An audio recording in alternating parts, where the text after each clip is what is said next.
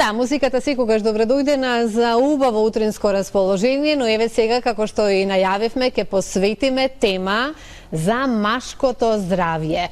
И да, машко здравје е кратка и едноставен наслов, затоа што ќе говориме токму за тоа. Добро утро и добре ни дојдовте, Даниел Петровски, магистар по медицински науки, уролог, како и да е. Благодарам на поканата. Драго ми е што сте дел од Добро утро секое утро.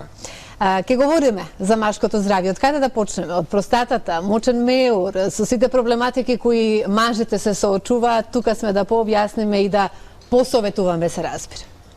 Па да, машкото здравје има некои своји карактеристики, нормално, и пред се тука се мисли на заболување на простатата. Значи, кога се зборува за машко здравје, тоа е прво нешто, да, прво место е простатата и болестите кои што се поврзани со нејза. Исто така тука спаѓаат определени заболувања на машките генитални органи, кои што е нормално карактеристично за машката популација, и заболувања на мочниот меур, сега тоа е нормално и за едната и за другата, значи и за мажите и за жените, и така да има доста тема, мислам. Месец ноември е месец кој треба да го посветуваме, еве да кажеме, на машкото здравје, па некаде еве кон крајот успеавме да ве имаме тука во дел од нашата утринска програма. Ајде ќе започнеме од простатата. Годишната возраст, дали ги границите веќе се изместија или пак сепак во повозрастните години може да се почувствуваат првите проблематики, или пак еве симптоматиката да ја кажеме која е прва, за да посочиме на реален проблем со кој што би можеле да се соочат мажите? Па нормално дека заболувања кои што се поврзани со простатата се поврзани со возраста. Карактеристично е тоа што веќе после 4-та деценија од животот, значи започнуваат одредени проблеми кои што се позначителни и повеќе изразени во 5-та, 6-та деценија од животот кај мажите.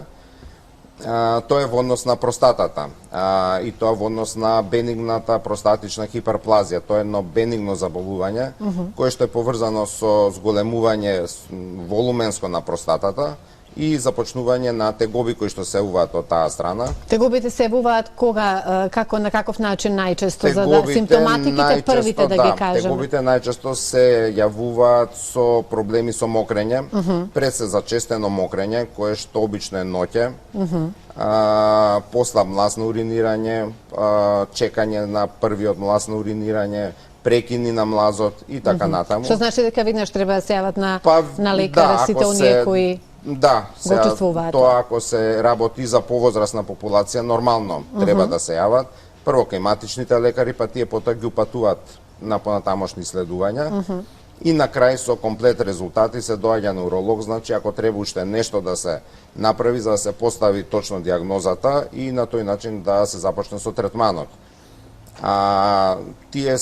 Тоа се проблеми поврзани со бенигна простатична хиперплазија. Има проблеми кои што се со воспалителни заболувања на простата. Тоа се нив може, тие се нормално се да кажеме се полесни, тие се поврзани сепак можеби за помладата популација. Тука спаѓа значи акутните и хроничните простатитиси. И тука има одредени испитувања и исследувања кои што се прават и се поставуваат дијагнози и се започнува со некаков третман. Да, секогаш ние тоа кога имаме разговори вака со медицински лица, поготово со вас како доктор и кажавме магистар по медицински науки, тука можеме ние да говориме на многу други теми, но сега го посветуваме на машкото здравје. Се што е на време се лекува.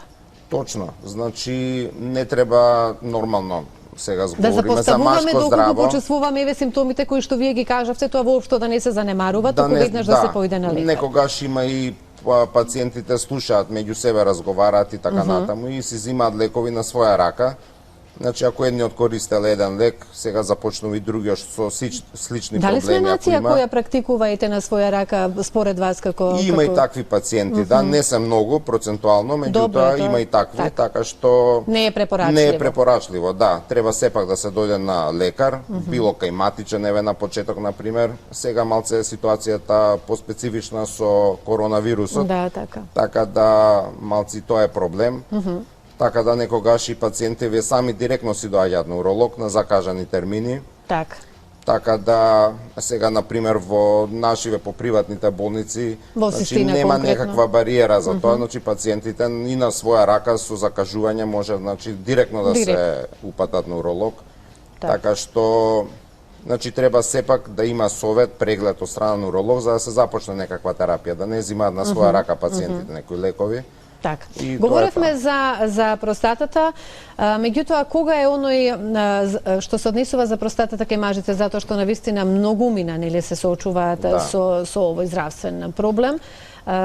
Доколку се лекува на време е во ред. Меѓутоа, што правиме со оние кои можеби ке задоцнат, оперативни зафати постојат каде што може исто така да им се олесни и помогне за понатамошниот тек на животот. Па сега има и такви нормално кои што идат во подоцнежен стадиум од заболувањето. Некогаш се јавуваат и некакви проблеми кои што се поврзани како компликации од самата болест. Значи може да дојдат со комплетно запушување на мочниот меур, да не може да уринираат, па мора хитно да се постави уринарен катетер.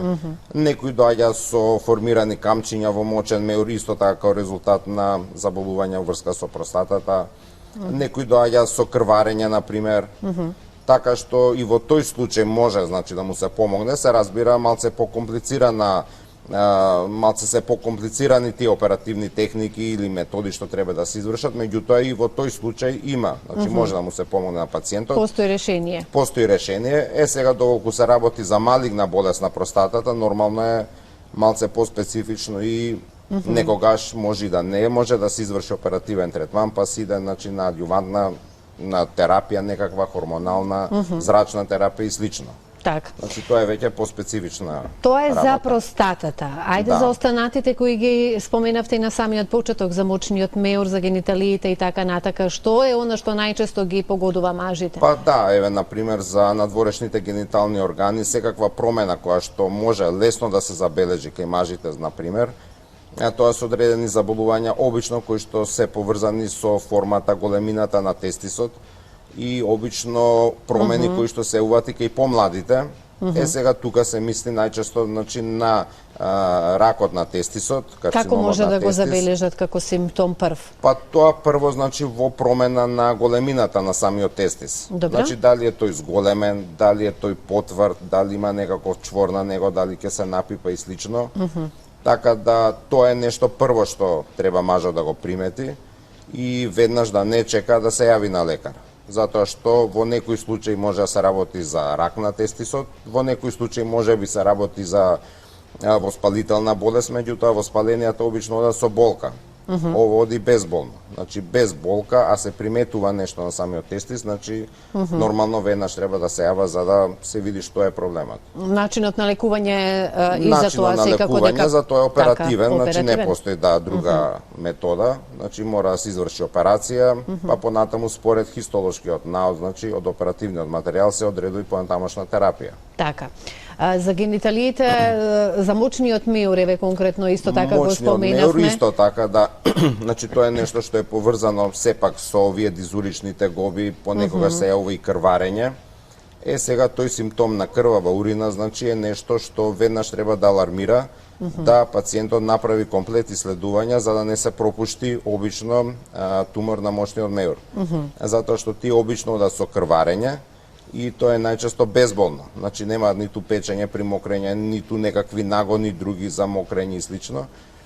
Значи тоа е безболна хематурија, така се вика, и веднаш, значи, треба да се прават комплет исследувања за да се исклучи некоја малигна болест на мочниот меур. Кога тоа ќе се утврди дали има или нема нешто, и понатаму се продолжува со соодветен третман. Така. Ме интересира секако дека од сето ова што јас имам можност и гледачите да го слушнеме од вас. Кој би бил вашиот конкретен совет како маж, доктор, припадник на тој пол, и за мажите? Како да си го чуваат своето здравје најдобро? Па обично, значи, секој само од себе треба да почне, значи, било што да примети, некакво пореметување, дали на уринирање, дали во форма, големина на надворешните генитални органи, дали појава на болка некоја во предел на бешиката, во предел на долниот дел на абдоменот и така натаму, значи секогаш да се јави на лекар, да не чека или на своја рака да превзема некаква терапија. Дали се мажите оние кои повеќе стравуваат да појдат на лекар? Па обично И зошто е тоа така? обично порано они повеќе се срамеа, Да. нормално, затоа што се така малце поспецифични овие прегледи за разлика од жените кои што веднаш одат на гинеколог и се проверуваат и слично. Кај мажите малце беше порано така поспецифично, меѓутоа сега во последно време, значи Знаат да доаѓаат и на време, значи кога ќе приметат и мала некоја промена или некој еден симптом на пример да веднаш се јават, така да позачестено доаѓаат сега, како и да е. Што е добро за нивното здравје. Што е добро, нормално. Така. Јас тука само на крајот би сакала еве и покрај машкото здравје за кое што говоревме, доколку има нешто специфично, а треба да го знаат еве гледачите што се однесува за конкретно машкото здравје, да споделиме од ваша страна, доколку сакате нешто да додадете. Па нешто посебно нема. Тука се значи лекарите, матичните, ако не може таму да се закаже, значи може и директно најверојатно и невролог да се помине, да се закаже на мој термин и така. Така да не чекаат, значи веднаш кога ќе приметат нешто да се започне со исследување, испитувања, за да се утврди за што се работи и понатаму нормално да се започне со терапија. Така, колку наглото промена на време може да влијае и кај жените, да не ги сепак запоставиме без разлика што говориме за машко здравје и како да си помогнеме? Па може, добро, нормално времето пред се поладното време, например овие месеци есенските или во текот на зимата, значи страдаат како мажите, така и жените пред се со она што се нарекува значи настинка некоја или оладување, заладување и така натаму, сега кај жените поспецифично се оние цистити кои што се јавуваат со болка во долниот дел на абдоменот, исто така дизурични проблеми, зачестено мокрење, болно мокрење и така.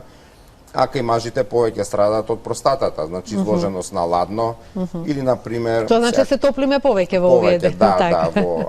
Да се внимава сепак треба колку што е можно да не се изложени на промаја, на пример под клима и така натаму. Така што тоа е нешто.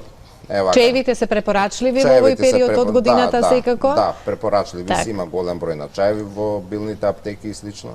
Така да нешто може да се помогне, а другото ставно на лекарите. Едноставно, на вака како жена, еве, никогаш не ми било јасно зошто може времето да има влијание или на проблем со бешика, често уринирање и така натака. Што е тоа што влијае врз женското тело и зошто се случува тоа во организмот од ладното време да се? Па тоа не може точно да се утврди, не може да се објасни. Но сепак е така. Сепак е така.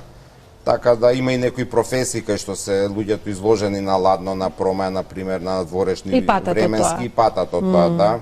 И они сами приметуваат дека кога се во домашна средина, на пример, или кога се на одмор, кога не се на работа, дека им се губат симптомите. Така да сега тоа не може точно да се објасни, меѓутоа им помага на луѓето да Така, на совет топло да се облекуваме и чај. Да. Многу ви благодарам што одвоивте време и покрај знам имавте обврски во текот на утрото, меѓутоа добро е барем и овие минути што ги искористивме од вас да слушнеме нешто повеќе и како совет од ваша страна за машкото здравје, но и за крајете и за жените малку споменавме. Ви посакувам секое добро и се гледаме повторно на некоја друга тема. Фала.